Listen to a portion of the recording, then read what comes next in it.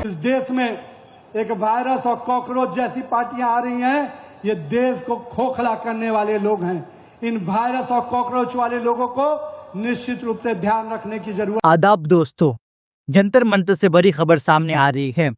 Protest लगातार जारी है और आज आंदोलन का 11वीं दिन है। इस बीच सोनम वांगचुक की तबीयत खराब हो गई है। वो भूख हड़ताल पर बैठे हुए हैं और रिपोर्ट्स के मुताबिक उनका ब्लड शुगर लेवल गिरकर 66 तक पहुंच गए। डॉक्टर्स उनके हेल्थ पर नजर रखे हुए हैं और अभिजीत दीपके ने भी दावा किया है कि जंतर मंतर के आसपास भारी पुलिस तैनात है। उनका कहना है कि सपोर्टर्स और उनके टीम के लोगों को प्रोटेस्ट स्टेज तक पहुंचने से रोका गया। उन्होंने सरकार पर एग्जाम सिस्टम और पेपर लीक के मामले में सवाल उठाया और कहा कि आंदोलन तब तक जारी रहेगा उनकी मांगे पूरी नहीं होती।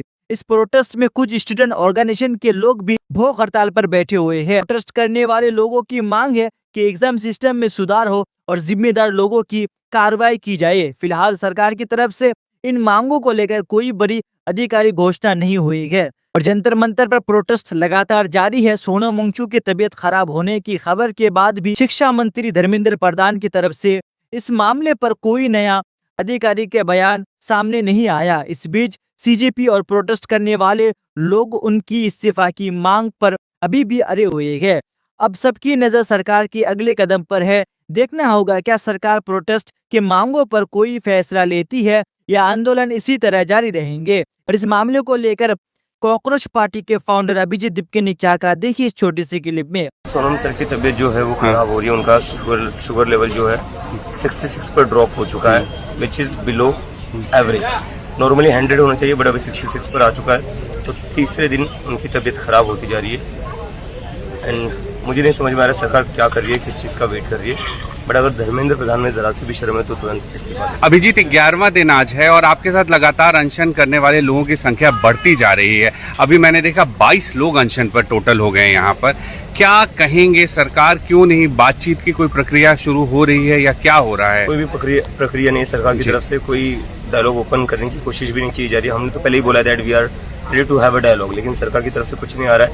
यहाँ पर स्टूडेंट्स अभी हंगर स्ट्राइक पर बैठे हुए, सोनम वांगचुक जी हंगर स्ट्राइक पर बैठे, उनकी तो तबीयत खराब हो रही है।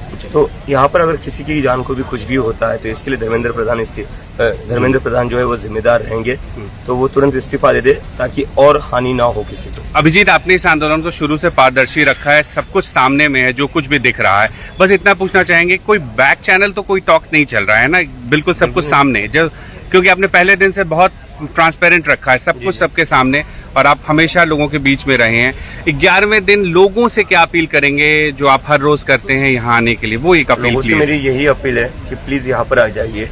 अगर आप साथ में नहीं आते हो तो ये मूवमेंट सक्सेसफुल नहीं बनेगा। और अभी साथ में आना क्यों ज्यादा जरूरी है? इसलिए जरूरी है क्योंकि सोनम सर के अनशन का तीसरा दिन है, उनकी जो हेल्थ है वो खराब होती जा रही है।